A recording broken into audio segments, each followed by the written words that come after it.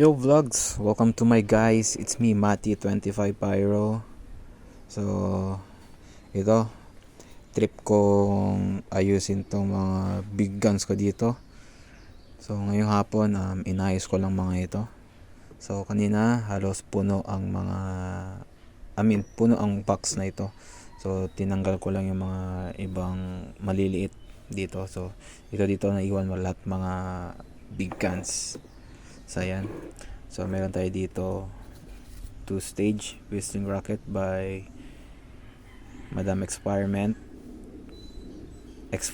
rather. 2 years ago na ito, hindi pa nasindihan. Ito na lang naiwan dito. So ginawa kong DIY Yakult. Ayan. Tapos dito pa kay Pyrospinx Mother Quiton 50 grams. So ni-relabel ko na lang kasi halos matanggal na yung fuse. So iniba ko lang, nilagyan ko lang ng arco para mabaga lang. Diyan pa yung Atomic Quiton ni Jaspyro, Atomic Quiton ni RDN, ayan, Pyrospinx. Dito pa to yung mga dating gawa niya. Shoutout sa iyo, boss.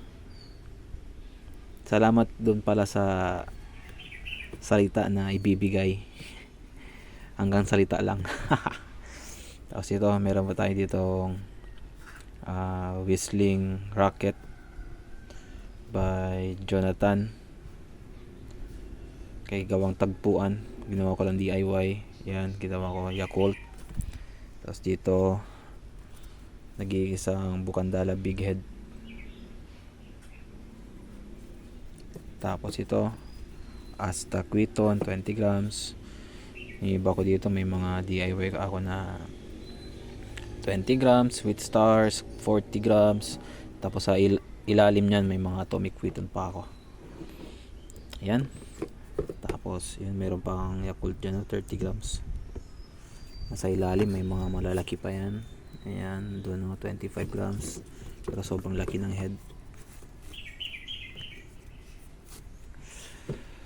So yun lang mga boss Lodi. Ni-share ko lang sa inyo yung mga big guns ko dito. Meron pa doon kahon. Mga big guns pa din yan. So yun lang.